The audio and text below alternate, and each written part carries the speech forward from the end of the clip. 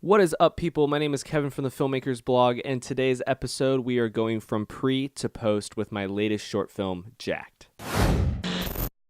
If you want to make better short films, or if you've never made a short film before and you are eager to put your vision on screen, then this is the video series for you. When we create films, we need to learn from the bad, replicate the good, and try to make our latest work our best work. That's how we feel and we know that we are always progressing as filmmakers, to see what they're doing right, what they're doing wrong, and how you can avoid the big problems on set. Jumping straight into the pre-production, the actual script was written 2 years ago. It was actually for one of my final assignments in my college courses.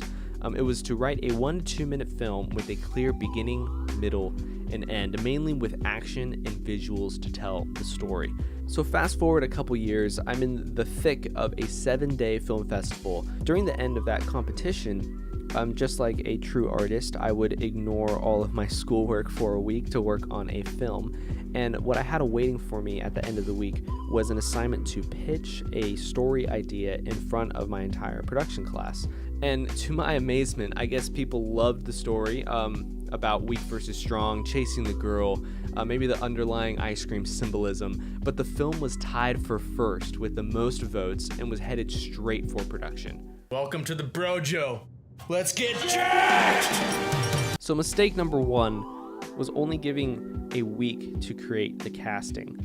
And that really had a domino effect because it rolled into the next two mistakes I'm going to talk about. And the second one is not being able to host an actual casting call. And what I mean by that is an audition.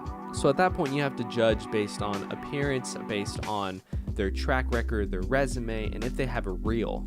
Hunter had never had any acting experience, but he fit the character exactly. For our Jessica, she has had a lot of experience in theater, not as much in film, which I was fine with, and I felt that since she had that acting experience in theater, she would kind of be our rock in the casting. Now, the third problem I want to talk about with casting is that a day before shooting, we did not have a Jack. He is obviously the largest role in the film, but this kind of ties into multiple production problems that we had on set. So I'm going to leave the bulk of this conversation for part 2 of this series, which is the production part of Jacked. And that's it for casting. Really give yourself time to review the actors, and not only that, but give the actors time to see your casting call and apply, and to have an audition and to feel confident in all of your actors going into this shoot date.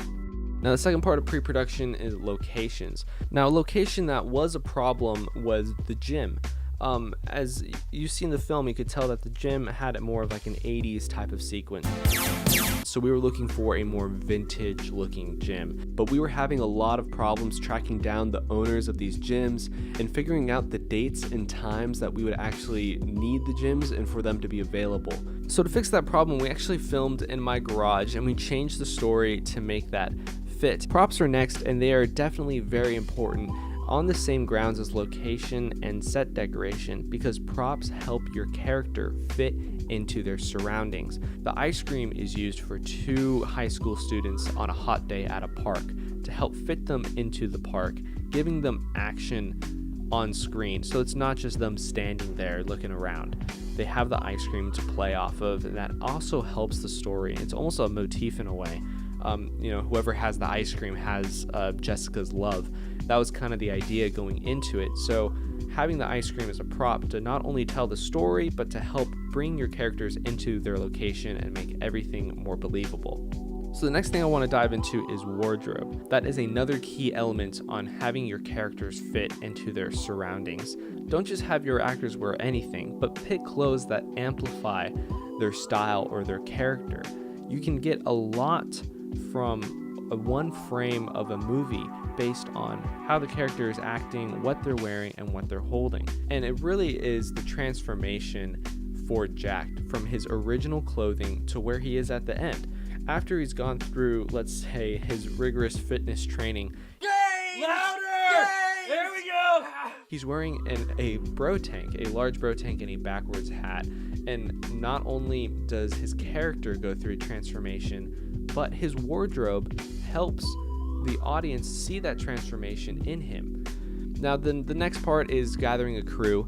We had a very small crew for this film, 2 to 3 people depending on the day. And that's not necessarily a bad thing overall. Just know that you're really gonna have to grind doing multiple jobs to keep this film on track.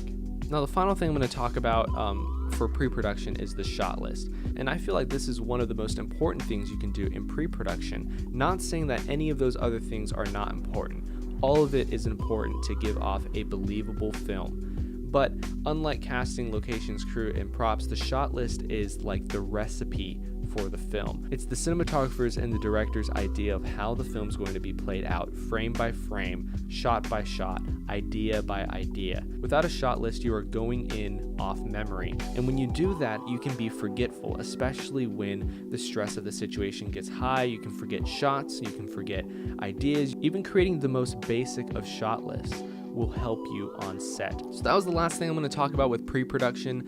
I'm thinking of creating a whole separate video just on pre-production documents and also supplying you the tools and the actual documents for you to use to create an organized film and an organized production binder designed to keep you on schedule. Now, if you're interested in a video like this, comment yes in the comment section below.